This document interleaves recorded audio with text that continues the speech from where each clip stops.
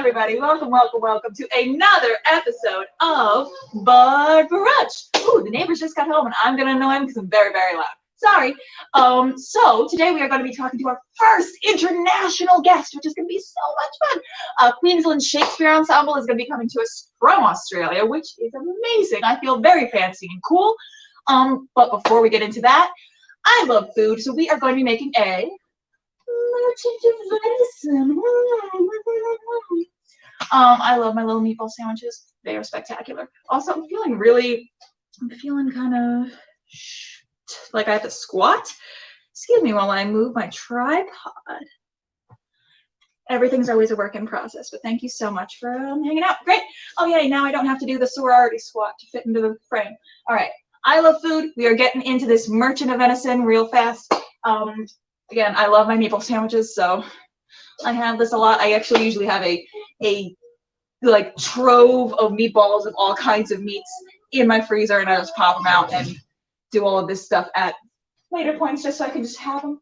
But for right now, we are gonna spice our meats. As we've seen from past shows, I overly spice everything because if it's bland, I'm not having it. Or I'm putting 80 pounds of salt on it. So we're putting all the Worcester sauce. Measure with your heart. Measuring spoons are good for scooping things out, but also like you don't really know. Yeah, it's right in here. Here's what you need.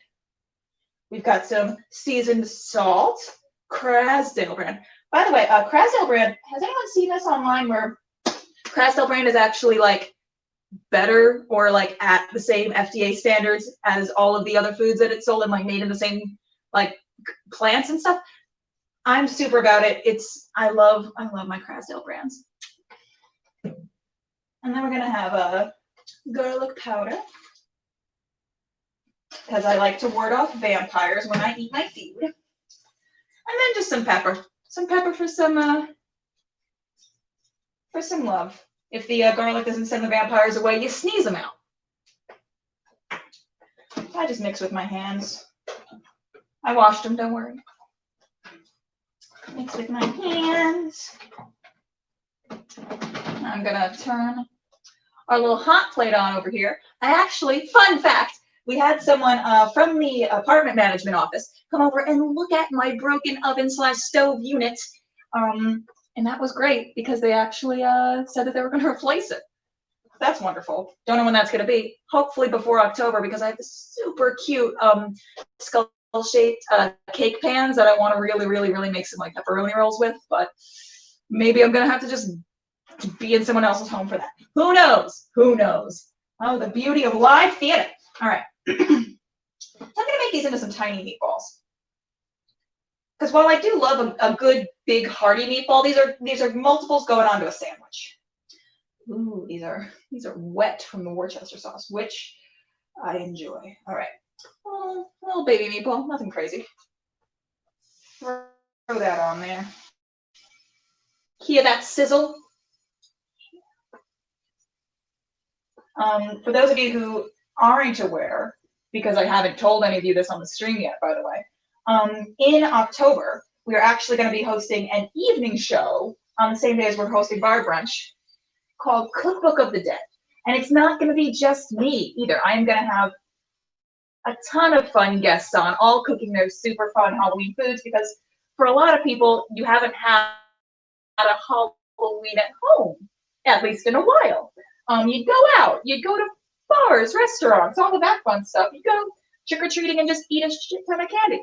So since we are all stuck at home, I figured let's have a fun time at home, teaching everyone how to cook things, certain decorations possibly, all kinds of entrees, appetizers, little bites.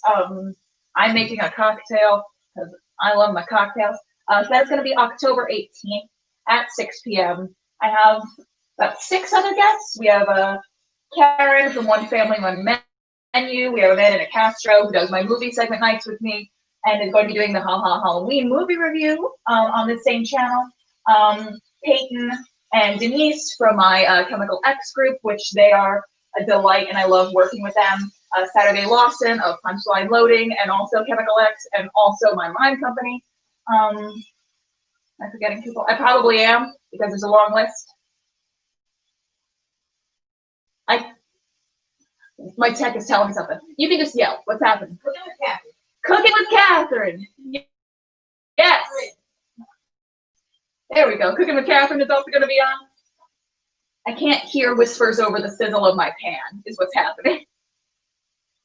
And my tech, Chris, is in the same room as me. By the way, October 4th, the next show, is Chris's birthday.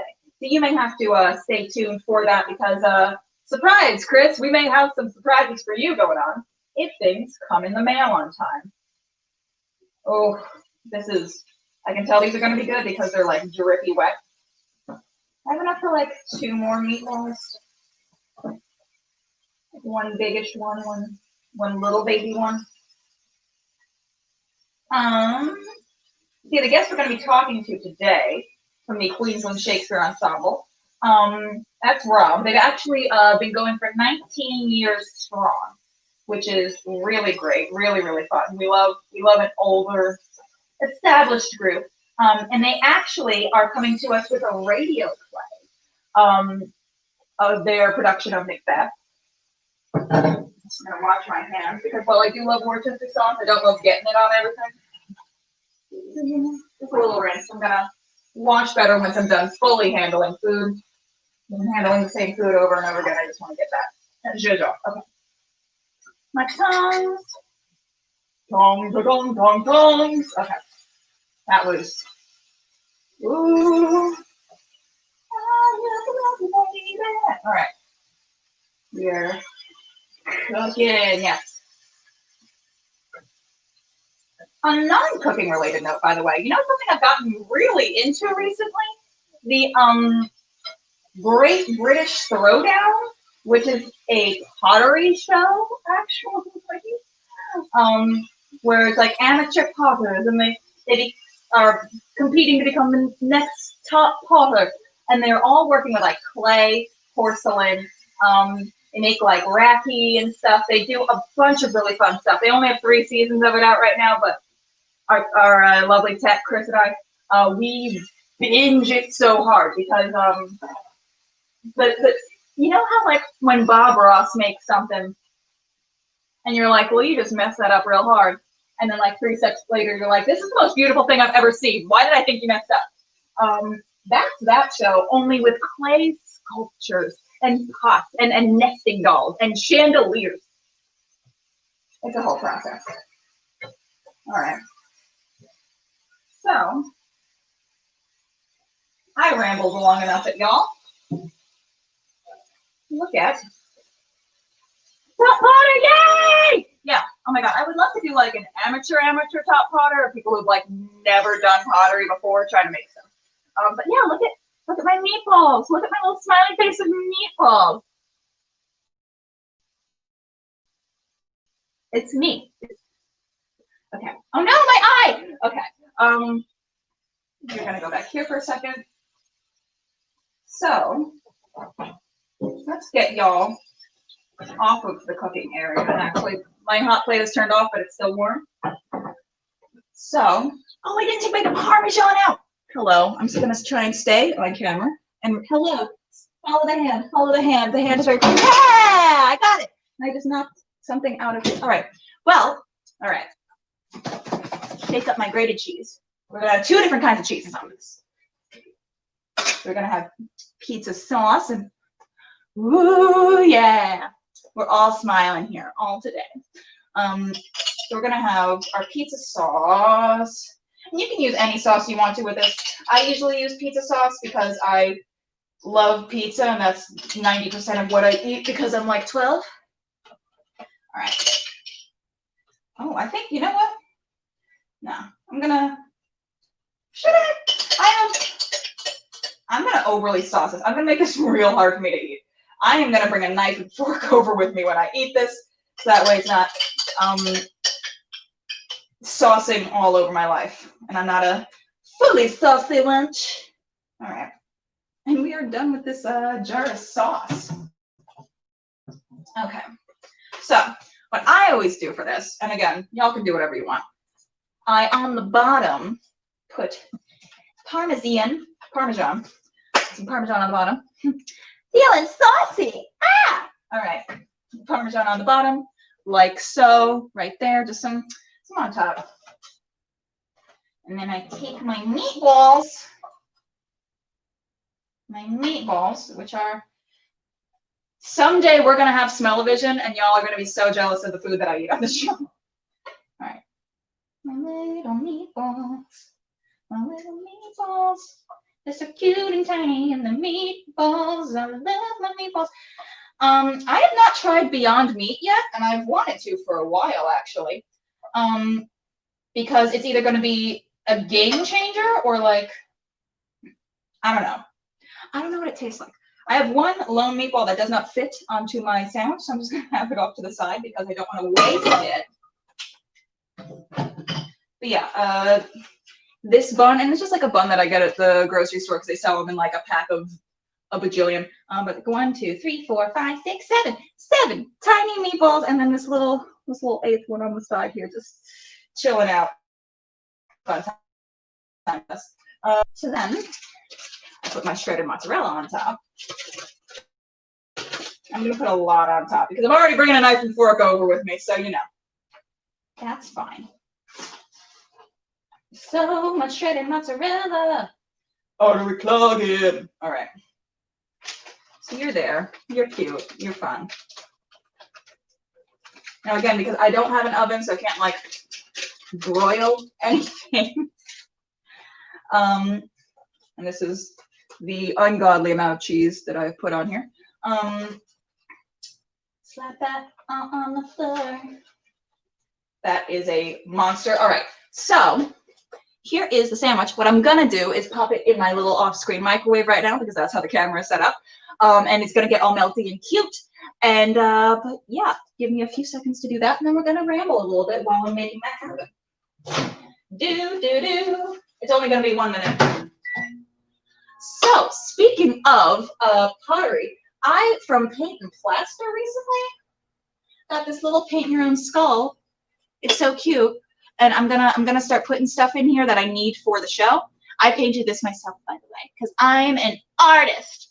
I also used some of my Mind Show glitter to make the glitter features on the eyes, nose, and teeth. But I got here really fast. It was really fun. I enjoyed doing it. I was inspired by Top Potter. I'm the Top Potter now because I can paint with makeup brushes onto a pre-made ceramic box. This is also me. All right. I'm gonna take a still of that and use it for the advertising later. But yeah, I am super excited to talk to Rob from the Queensland Shakespeare Ensemble about the actual pun, beep, their actual pun in the name of Macbeth in the Dark, and how they started the process of turning things over from what was going to be a live performance into a radio play. Let me just show you his food before I go and sit over there, and then we also talk to Rob.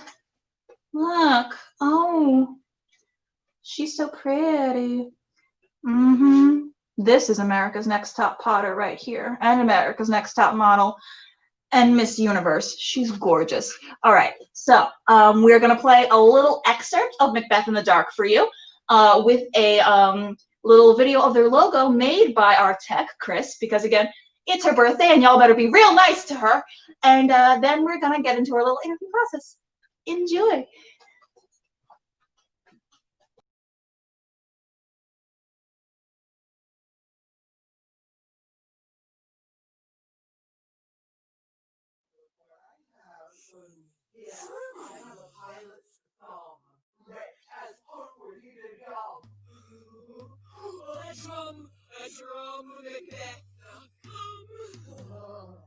The business hand in hand, posters of the sea and land. Thus you go about, thrice to mine, and thrice to mine, and thrice again to make up 9. The shelves wound up.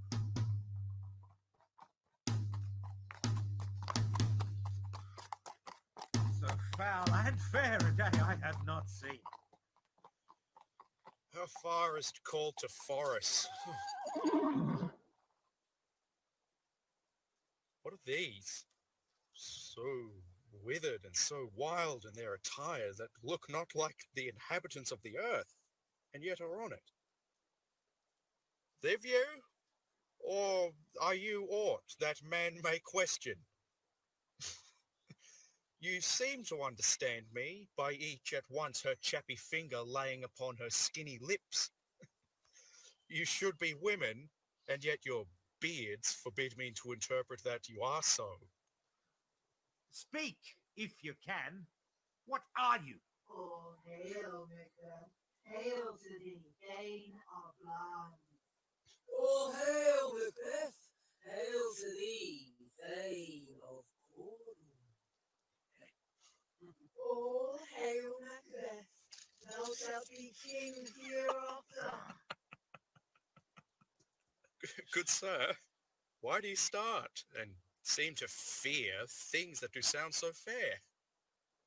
In the name of truth, are ye fantastical, or that indeed which outwardly ye show? My noble partner you greet with present grace and great prediction of noble having and of royal hope. Woo! All right, guys. Coming up next, we actually have a guest to us all the way from Queensland, from the Queensland Shakespeare Ensemble. It's going to be so fun. Our first international guest. Please, please, please welcome Queensland Shakespeare Ensemble. Yay! Hello. Hello. Hey. How are you doing? I'm doing really well for 7 in the morning. Thank you. Yeah, it is 7 a.m. for you right now, and we are doing this. Coffee. Coffee, of course. You need coffee. So tell me a little bit about your company. Oh, Queensland Shakespeare Ensemble. Well, it's kind of all in the name there. We're in Queensland in Australia. We mostly do Shakespeare, but not entirely. So Shakespeare's kind of like our home base, but we also do, next year we're doing the Rover, but we also do plays by local playwrights, often to do with local history. And we're an ensemble, so that is we're artist run, artist managed, and our casts are generally we have the same core of about 8 actors who do most of the shows. Occasionally we lose some people, gain some new people. So in addition to performances, we do usually 2 or 3 different shows a year. We also do a lot of training programs for a variety of age groups, adults, high school, primary school, what you call elementary school, adult education, and we run a bunch of community programs as well. Probably our best known one is the Shakespeare Prison Project, where we work with groups of high security prisoners, and they put on a Shakespeare show at the end of a 3-4 month program. Yeah, we have a lot of fun with words mostly. That's awesome. That all sounds fantastic. Your current recently released production is Macbeth in the Dark, yeah? It is. It's in the dark. Yeah, it's in the dark. In the dark. Well, the theatres are all dark, so we had to be dark. But you can't keep artists down. Artists got to art. So we were originally going to do at about this time of year, a little earlier, every August, September, which is late winter, early spring in this part of the world. We usually do a show in the park. So because we couldn't do in the park for obvious illness, disease, plague-related reasons, we decided to do one in the dark instead of in the park. We were going to do Much Ado About Nothing in the park, but when we couldn't do that, we thought that wouldn't make we thought, let's do a radio play. And Much Ado About Nothing, I mean, of course you could do a radio play of that, but I don't know, it's such a lively, festive, you got to be there kind of thing. Whereas the old Scottish play, that's a very internal, psychological, and we had the idea of, okay, we'll do an audio version of that, and we will encourage people to listen to it in the dark, either literally or candlelit. And so it's a radio play, but not a radio play in the sense that you don't have to tune in at a particular time. You just download the file and listen to it at your leisure. And I saw on the website, is it a pay what you can type of program? It is. It's the way we had to set it up. We had to put a minimum amount there. So it's a minimum amount of $5 Australian, which is probably only about three, maybe $3.50 of your dollars. And anything more than that is greatly appreciated.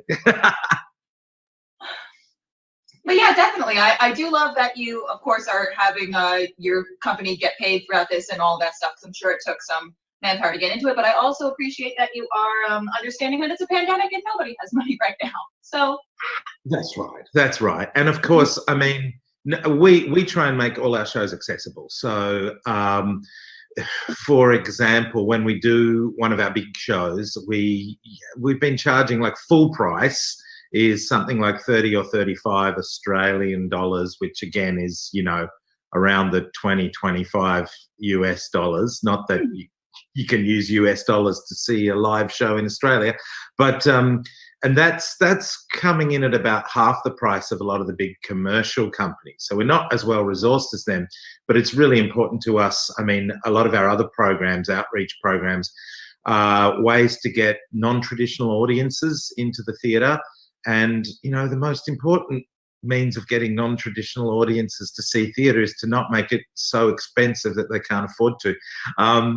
But we usually have programs as well that for those patrons of ours who are able to afford more expensive tickets, they can actually pay it forward. They can buy a ticket, and that money then goes through our community partners, who are organisations like the Red Cross through the community programs, and other organisations you wouldn't have heard of, but that work with people living with mental illness or people who are transitioning out of homelessness, those kinds of organisations.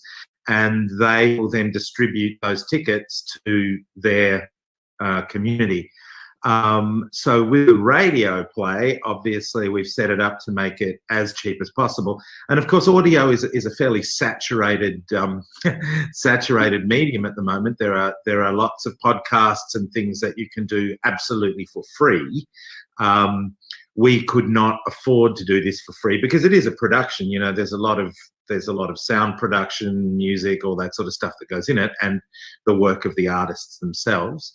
We're not taking home a great deal of money at the moment. We're still behind on our costs, but you know, we wanted to make it cheap enough that people would be willing to go, okay, well, I'll give this a go, rather than tune into, nothing against this, I've done quite a few of these myself, tune into one of those live Zoom readings where people are just reading the play out loud, which is fantastic, but this is actually a production. Right.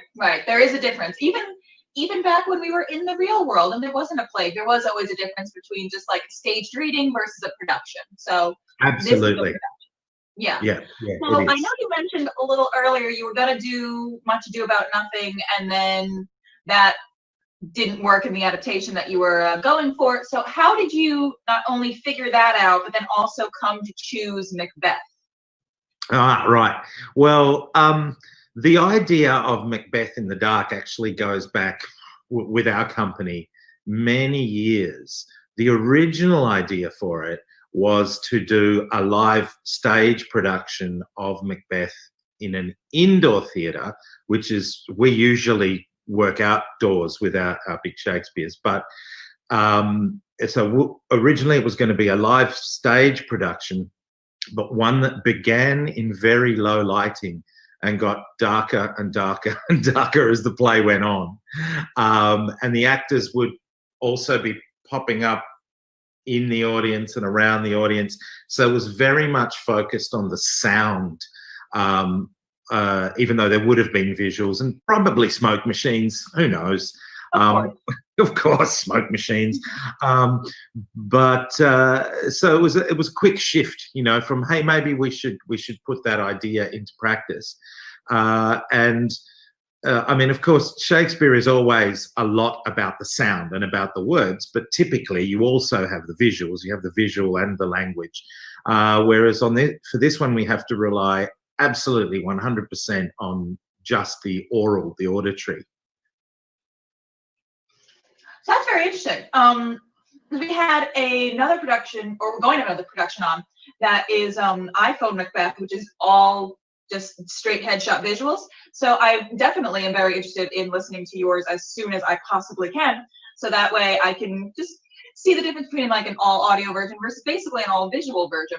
That's going to be very, very interesting to me. And I'm super obsessed with radio plays in the first place. So I'm like very into what's happening here. Oh, you're so old school. That's great. Right? It's vintage.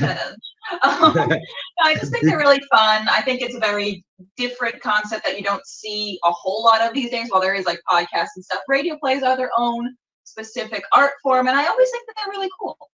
They are, and you know, it's time they had a bit of a revival because of the change in the medium. Because yeah, they're not podcasts, obviously, but they are beautifully adaptable to that sort of internet audio medium. And the great thing about them, unlike radio players, as I said before, is you don't have to tune in at a particular time. It's just there when you want to listen to it.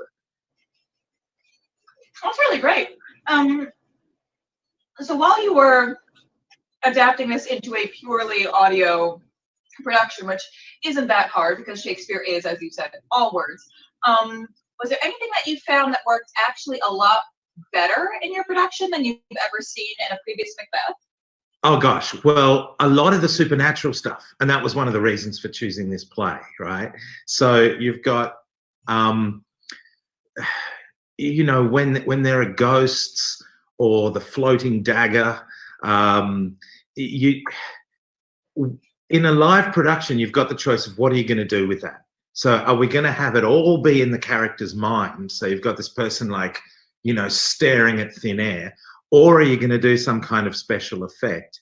In which case, unless you have both a pretty good budget and a very good special effects team, you run the risk of it being just chintzy and like laughable. Whereas, well, I always said that Macbeth is possibly one of Shakespeare's funniest plays, but anyway, so when you've got just the audio, of course, the images all occur in the listener's mind, and you know, they can even, maybe they could imagine hearing my voice and not seeing my face, that I'm a big, burly, scary Scottish man, although I'm not doing an accent. But so the characterization, and it's wonderful too, because what that means is that the visual, the internal movie, if you will, is going to be absolutely unique for every single person that hears it. Whatever images come to them, they'll probably picture people from their own lives in some of the roles and that sort of stuff. So that's fascinating. But I think really those supernatural moments are the ones that kind of you know, they play themselves in a sense when you've got nothing but the sound. And I think that was part of the original idea of doing a live play, but in very, very low lighting, was that things would only be half seen and the audience would scare themselves, as it were. That's fantastic. Yeah, that all sounds really great. Do you have any other, since this seems to have gone very, very well, I'm going to listen to it. I know it's going to go very well because this sounds amazing. The reviews are good. The reviews are good. The reviews That's are good. all you need to make yourself do another one. Are you planning on doing any other upcoming radio plays or even virtual shows, whatever?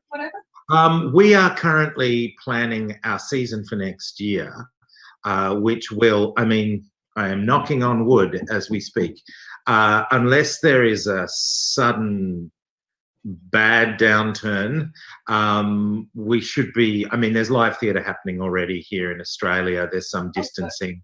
We've just removed a lot of our restrictions. Some of our interstate borders are opening up. Australia has been very, very lucky. It's not just luck, it's also good management. Let's not talk about that. I mean, because yeah, and also our population is much more dispersed, you know, so it's than many other countries that are suffering badly. So we're currently planning our live season for next year. So we've got a couple of shows coming up. Next year is actually our 20th birthday as a company. So we'll be doing Romeo and Juliet in the Park, yay, and then we'll be doing The Rover by Afra Ben towards the end of the year. However, I think so we're not specifically planning another audio production, but I think that's now in our mix, and I think it's something that we will come back to and probably do again in some way, shape or form with some play in the future. It's a wonderful training exercise too for the actors. Again, because you just have to rely on the words and the way that you speak them. There's a lot of kind of actors' tricks that you can't employ, and I think that's a good thing.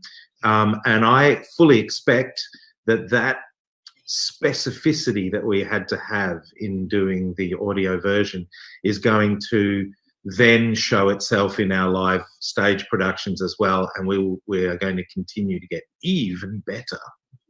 We're already fantastic, of course. Yeah, there you go. Company's 19 years old. You guys are in your teens. That's great. Yeah. Well, I'm the only one who's been around for that whole time because I usually, I So scare you people. specifically are the most fantastic. Let's say so. Right. So since America is never going to come out of this because no one knows how to wear a mask or listen to anything, we're all going to be stuck doing virtual stuff for a very, very long time. So do you have any advice for people going into creating radio plays, adapting Shakespeare in innovative ways? Well, advice, I don't know. I don't know that I know that much, but I can share a couple of things that we found. Okay. So we were wondering how we were going to do the recording because obviously in order to, well, actually my first piece of advice is get yourself a fantastic sound engineer. And we had one, which is fantastic, which is very lucky. We'd never worked with them before, but they came highly recommended. Very, very young compared to me, person with a background in both drama and technical production, so really understood, right? And Dom is their name.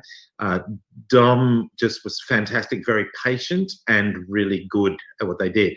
So what you need is really clean recordings. And because everyone was in their own home, we decided, so don't record by Zoom or something like that because the recording quality is just going to be crap. So what we ended up doing, originally we played around with, we'll rehearse on Zoom, everyone's at their home. I mean, the director actually lives in a different city, not far from here, about a couple of hours drive, but we were all in our homes. We'd rehearse, talking like we are, being able to see and hear each other. And then we would go away into our studios, which are basically blanket forts in our rooms. Some people recorded literally in their closets and some people recorded in their cars because you've got to get a very kind of dead sound, no echo, right? And so we'd record our own parts separately. And none of us like that because we are not green screen actors, we're stage actors. And, I'm reminded of those maxims like Alan Rickman who said acting is 90% listening, or the old acting is reacting. And you're reacting to just your own imagination and so what we ended up doing was when we did record, we would be on the Zoom-like medium but we'd have our earphones in. So that we could hear and see our scene partners. But then we would have our smartphones with really audio software, and they would be placed, we'd be huddled under our blankets, and we would record on the phones. So the phone is only picking up each actor's voice, but we're hearing the other actors just in our ears. And then those phone recordings are what went off to, and do 3 or 4 takes, go back, do bits again, all that sort of stuff. They went off to the sound engineer and they put it all together. So that was something we learned in the process, and in the end worked really well. You've still got to then, that's why you need a great sound engineer, because they've got to balance not just the volumes, but also the slightly different ambient sounds. You got to EQ the bejesus out of it. Yeah, so fascinating. And also doing music that way because our company always has live music in our shows. The band is made up of a subset of the cast, whoever's in the cast that can and wants to play music. And we've got a couple of composers, so this time we couldn't do that. So we had recorded music as well. And we sort of did that the same way too.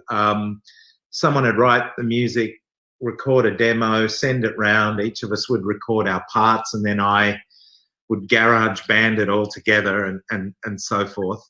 And so again, it was a very different experience. Although I understand that's how REM recorded most of their albums, like all of them in different cities recording their parts, because apparently they can't stand each other. That sounds right for a band now that you say it. Absolutely true, which is why our bands only are they're constituted for a couple of months and then band breaks up and the next year we put another one together, although there's a few of us who are always there. It means we often get a very strange mix of instruments. So there was, when we did Hamlet a couple of years ago, what did we have in the band? We had several guitars and vocalists and drums and a bass, yeah, right. And then we had trombone, a piano, accordion, a saxophone, a clarinet. So because those were the instruments we played. And then often we have violins.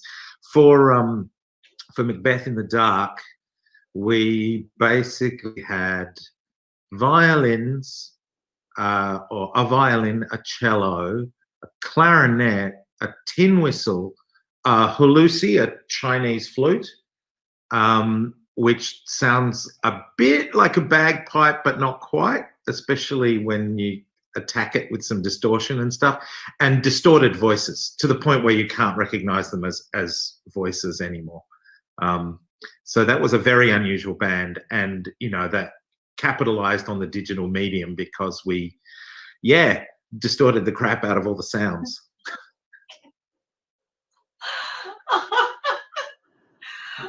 So I read on your website, but I'm sorry, that just sounds so cool. I read on your website that it's 10 performers in this production, right? Playing like 25 total parts? Yeah, there's 10 performers. I haven't counted the parts, but that sounds about right. Yeah, so there's a couple of us who just play one role, and then pretty much, the two max, and then pretty much everyone else is playing a variety of roles. Yeah. Hey, that sounds really cool. So was there anything directorial wise that you really needed the actors to focus on, because you couldn't do a costume change clearly, and you can't do different postures and stuff, so you really had to focus on the voices? Was there anything either super challenging that you had to really differentiate these two characters, or something again that just worked so beautifully easy that you didn't have to try at all?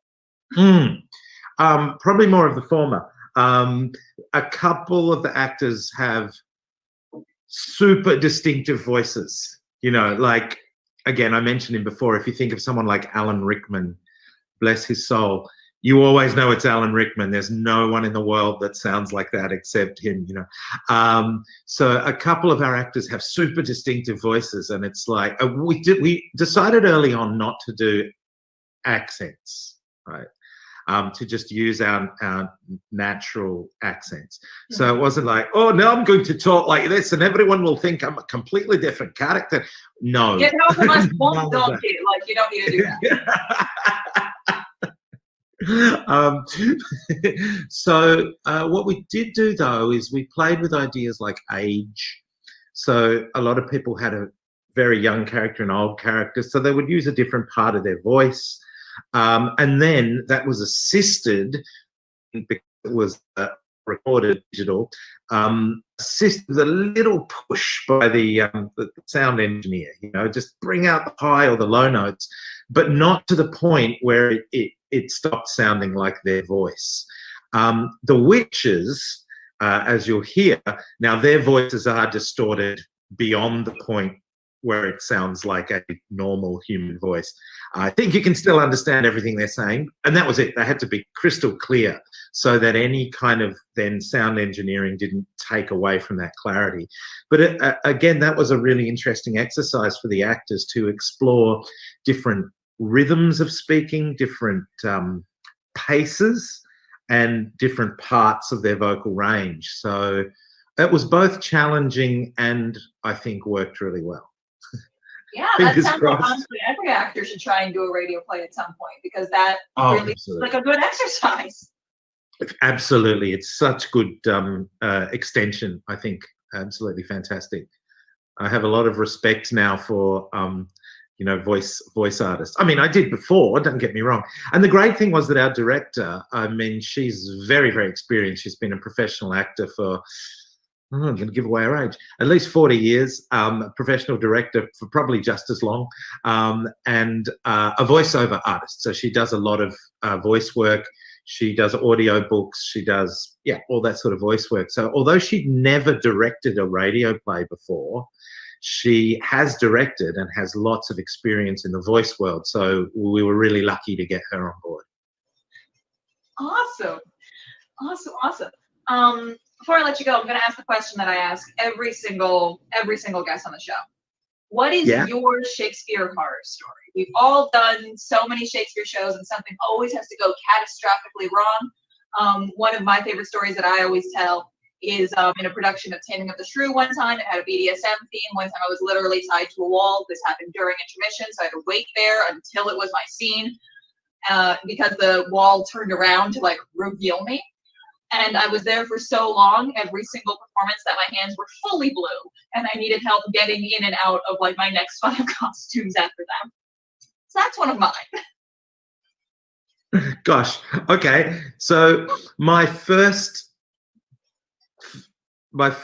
plays as a professional actor. Right. So this is going back a little way now.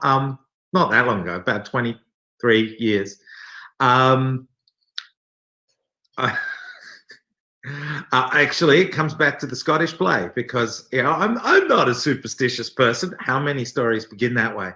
And I said the name of the Scottish play in a dressing room. Ha ha ha. We were just having a laugh and I said it, and the older actors just like, what did you just say? And I was like, yeah, whatever. 2 days later, I was rehearsing for another play. So this was in one of these big summer stocky kind of things, right? So we were performing one play and I was rehearsing another play.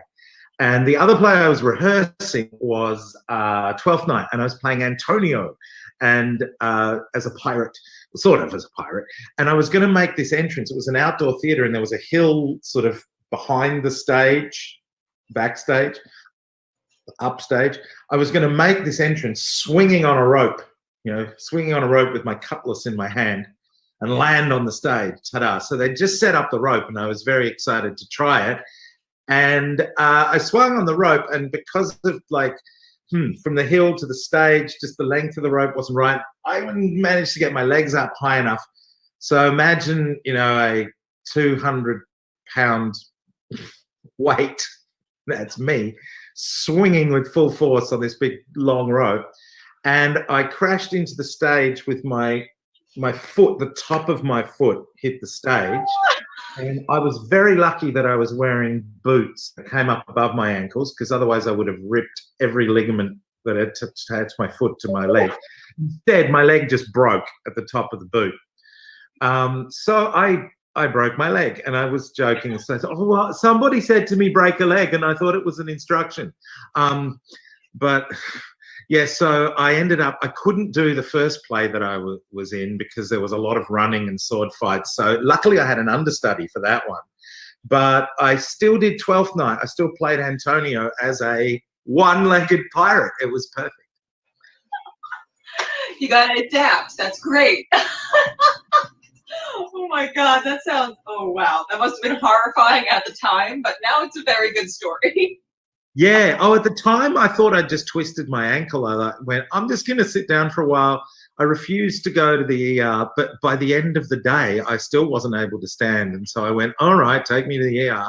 No, they x-rayed it, and then the doctor came in and said, well, you've broken your leg. And I said, that can't be right. It doesn't even really hurt. And the doctor just leaned in close to me and said, it will. He was right. It took about 3 days, but it really hurt for a long time. Oh my God. Oh God. Okay. Sorry to spoil your brunch. I mean, listen. I started the question off. It's fine. I should know what I'm asking when I ask it. At least I didn't tell you my stage blood story another time. Is there anything else that you want our viewers to know about Macbeth in the Dark, or your just company in general? Can I tell them where they can find it? Yes, we have a link rolling at the bottom, and I'm going to put that in the comments, of course. But please feel free to say it loud. So yeah, and when you're there, feel free to just trawl around the website and have a look at all the other programs we do. I mean, obviously, we're not performing. I'm sure you have listeners all over the world, viewers rather. But we have lots of connections to the States, and so I'm involved in the Shakespeare in Prisons network, which would have been meeting next month in the States in person. Instead, we're going to do a virtual conference. But have a look around the website and get in touch with us. We love getting fan mail. Hate mail, preferably not, but whatever. Mail, just any attention. We're actors. We just love attention. Yeah, so it's just, there it is. It's www.qldshakespeare.org.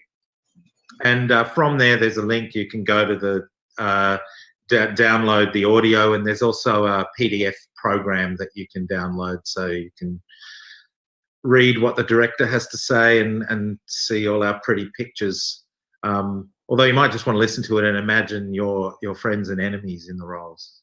Yeah. Look at the program afterwards, like credits. Yeah, like credits. There you go. Well, thank you so much for being on. This was really fun. I'd love to have you back if you ever want to come back on and talk about anything else for Macbeth in the Dark again, or whatever you want to discuss. Sure, I'd love to. I'm fully awake now. Well, I'm very loud, so that probably helped. Oh, you are not. Thank you. This has been lovely. Thank you so much. Thank you. Again, would love to have you on. Everybody, please go to the website. That's scrolling down the bottom. There's also their social media down there. And definitely take a listen to Macbeth in the Dark. But before we end the show, we are going to show a little bit of a trailer for my show that is going to be in the Hartford Fringe Festival. Take a look. Go through it, can somebody get me a drink? And it's hard. I mean, this is a first read-through, so I feel like, well, if you want to try it off book, go right ahead. But again, this is a first-time read-through. Again, this is a first read-through, but well, that's not really necessary right now. Again, this is just a first read-through, and we're not even through. Wow, first day, and I've already upset an actor on the first day. It's only day one! And it's hard!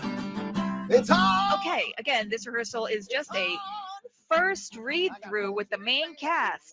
Obnoxious actor stuff like this usually comes later on.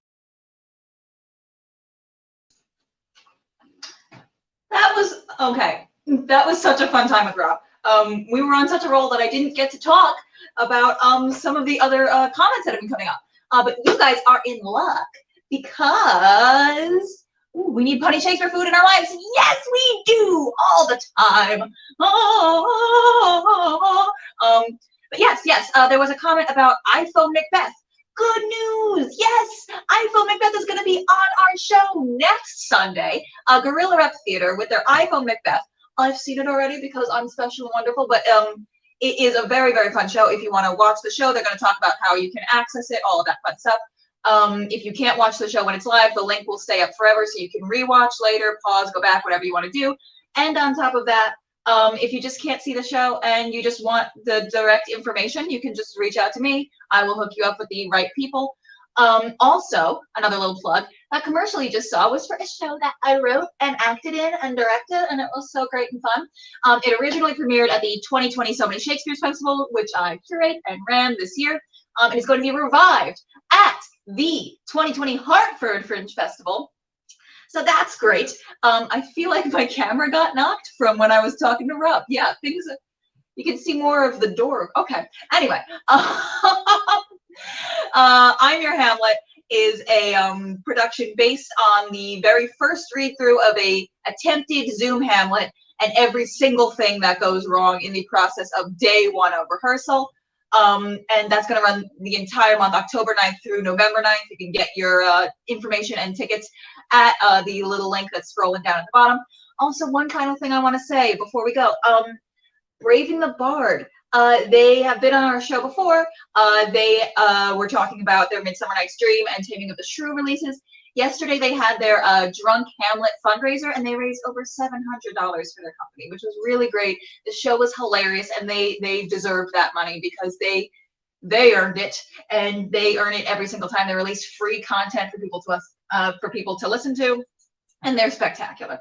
But really, big thank you to Rob from Queensland Shakespeare Ensemble, Macbeth in the Dark. Listen to it. The little snippets that we heard to make the little trailer thing for this was hilarious. Hilarious in that, like, you're like, what? It's not hilarious as in, haha, Macbeth. But like, it's kind of insane to hear what they've done with it. But anyway, enough about them. Back to me. As we roll our credits, as per usual, I'm going to stand way too close to the camera because when the credits show up, I go away. Hello. And I am going to be reading a Titania monologue, actually, from, you know what? Hey, friends, we're on a tripod. I can just move you. Great. I still got to squat a little bit, but not like a scary amount where I'm like right up at the camera. All right. I'm going to be reading one of Titania's monologues from Midsummer Night's Dream. Also, I'm going to be cutting as I go because as someone who's played Titania 4 times, I can be the first one to tell you that I love her so much, but this girl does not know how to shut up. Just like me. All right. And here we go. Roll credits. These are the forgeries of jealousy. And never since the middle summer spring met me on hill, dale, forest, or mead to pave by fountain, by rushy brook, or beached margin of the sea, to dance our ringlets to the whistling wind. But with thy brawls thou hast disturbed our sport. Therefore the winds piping to us in vain, as in revenge have sucked up the sea. Contagious fogs, which falling in the land have every pelting river made so proud that they have overborne their continents. I got lost. The human mortals want their winter here. No night is now with him or carol blessed. Therefore the moon, the governess of floods, pale in her anger, washes all the air that rheumatic diseases do abound. Wear your masks. And through this distemperature we see the seasons alter. The spring, summer, childling autumn, angry winter change their wonted liveries. And the mazed world by their increase knows not which is which. And this same progeny of evils comes from our debate, from our dissension. We are their parents and their originals.